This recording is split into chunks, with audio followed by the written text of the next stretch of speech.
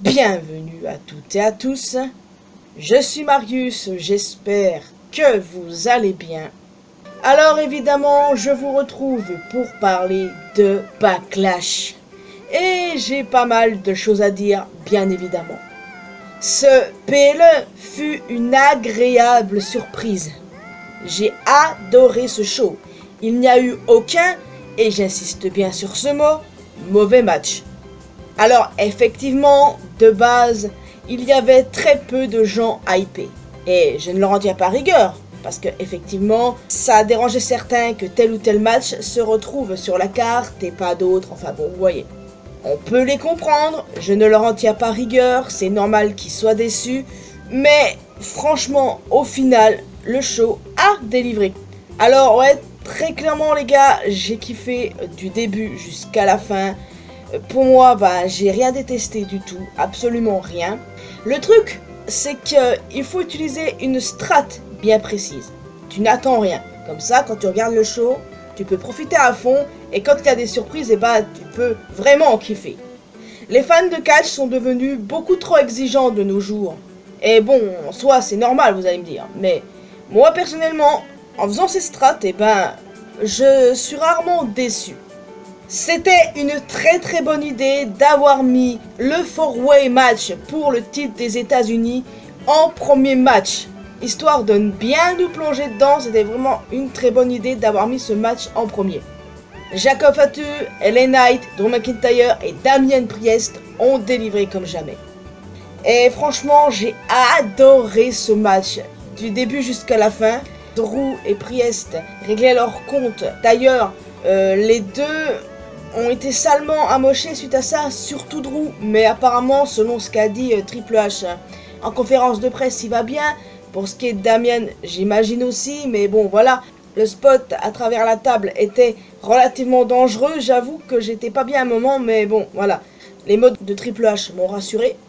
Et autre chose intéressante, c'est l'arrivée de Jeff Cobb.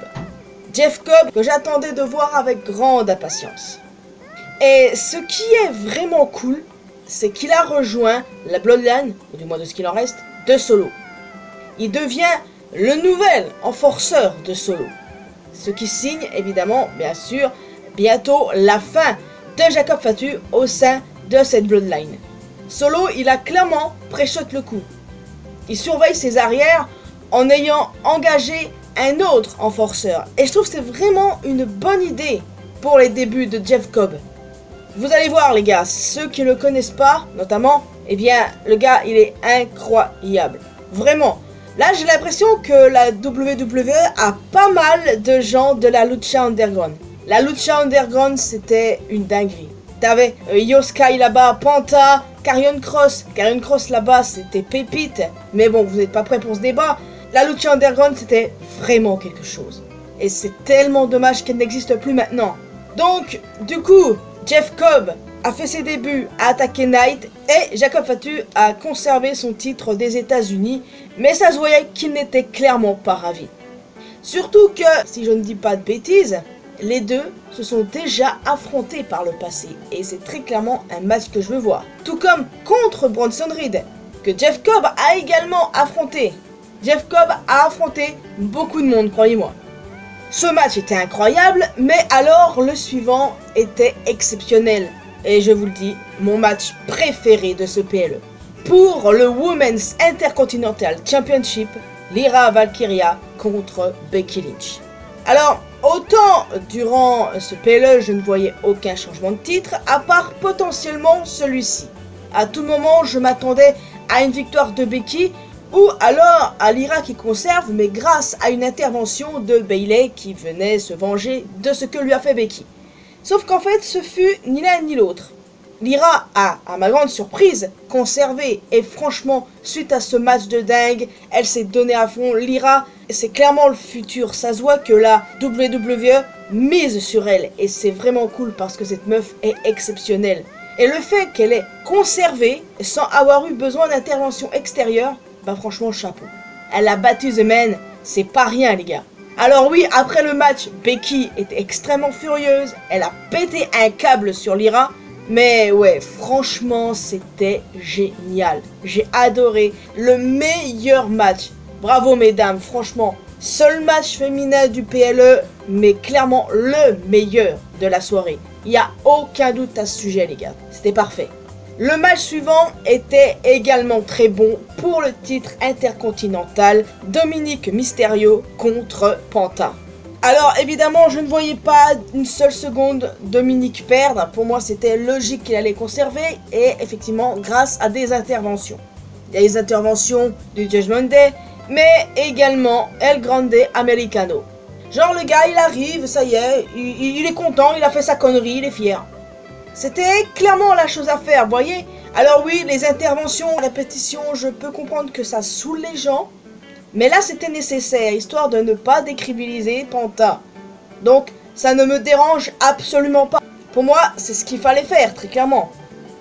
Et puis Dominique, franchement, ce gars, il a une évolution de dingue. Non mais qui aurait cru qu'il en serait arrivé là? C'est incroyable. Souvenez-vous de ses débuts. Et maintenant là, c'est incroyable.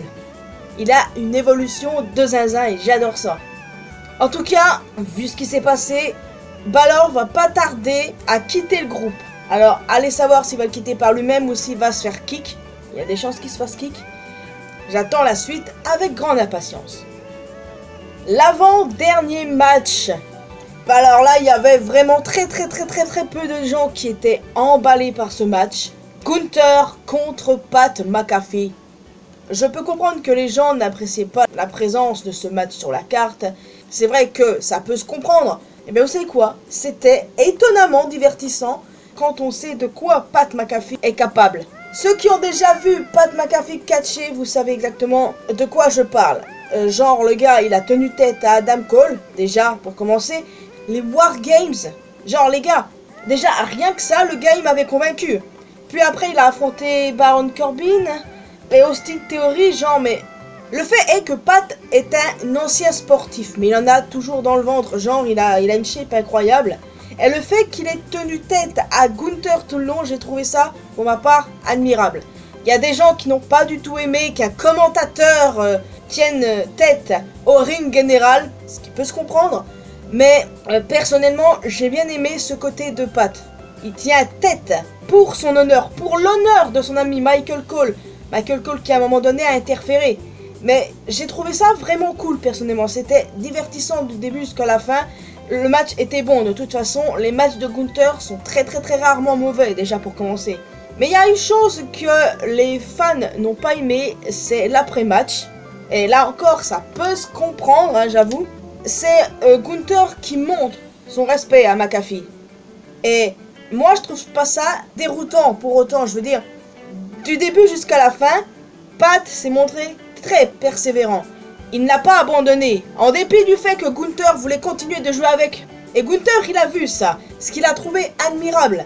Cette persévérance, eh bien, ça a forgé le respect de Gunther envers McAfee. Et franchement, ça va avec son personnage. Donc, ça ne m'a pas choqué plus que ça, pour être honnête. Je peux comprendre que ça dérange, mais du point de vue caractériel, va-t-on dire, ça a du sens. En tout cas, je m'attendais à la présence de Goldberg, comme le disaient les rumeurs.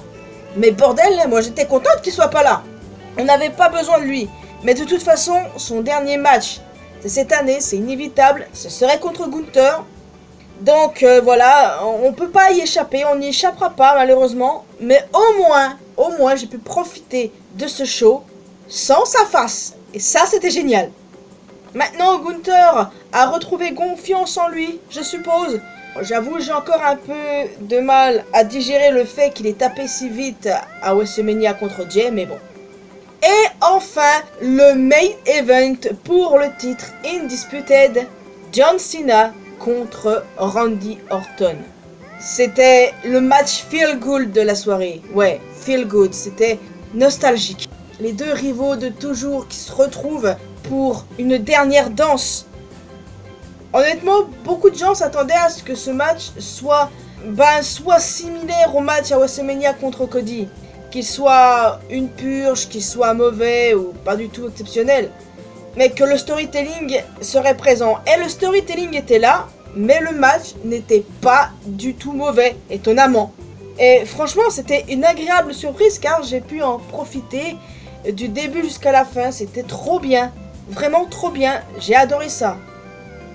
Le truc, c'est que après le show, t'en as qui ont fait des comparaisons stupides et qui ont même osé dire que le Mox Edge à Revolution était meilleur.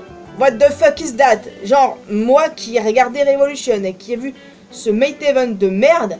Non mais attends, le Mox Edge était une purge ambulante, alors que le Cena Orton était étonnamment bon. Genre, à quel moment tu compares ces deux matchs? Mais bon, évidemment, faut toujours que ça critique. Tribalisme à 2 balles. Donc, évidemment, John Cena a conservé. Et on peut dire que c'est grâce à R-Truth. R-Truth qui s'est interposé pour pas que Randy fasse le Pumpkin. Et Randy qui lui fait le RKO ensuite.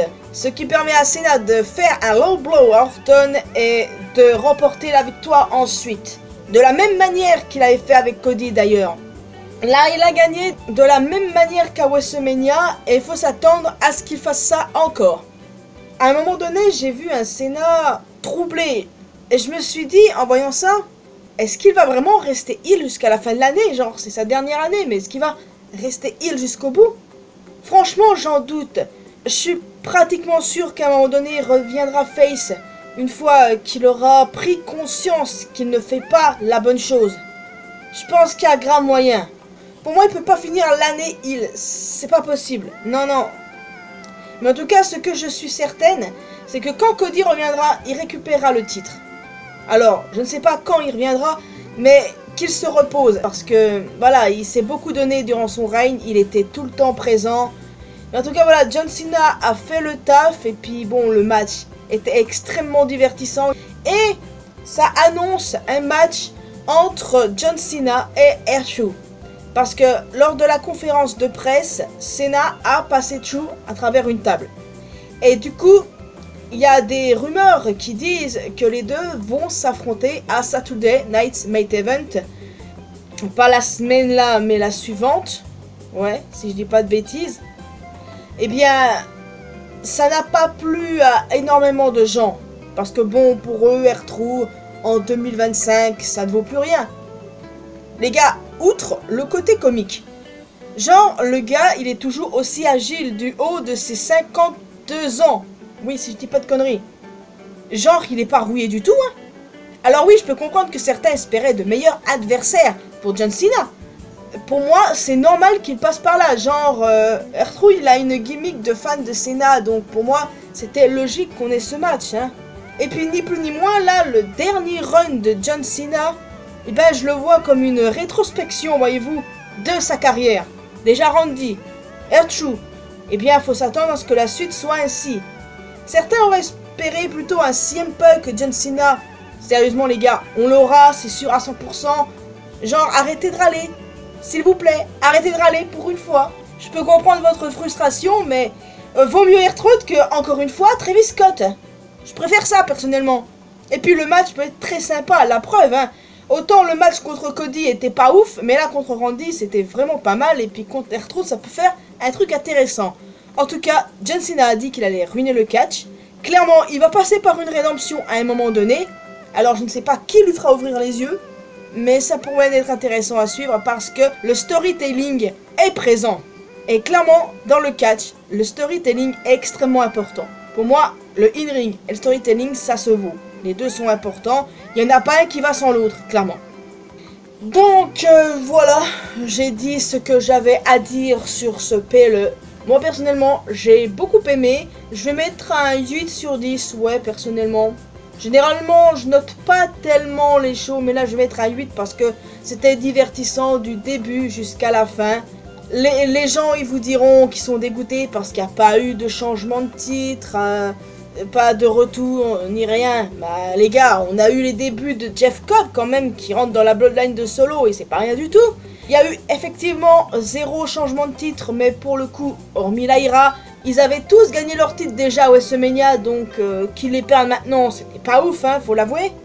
Et franchement, non, c'était kiffant, et puis clairement, Lyra, Becky, clairement, meilleur match du show.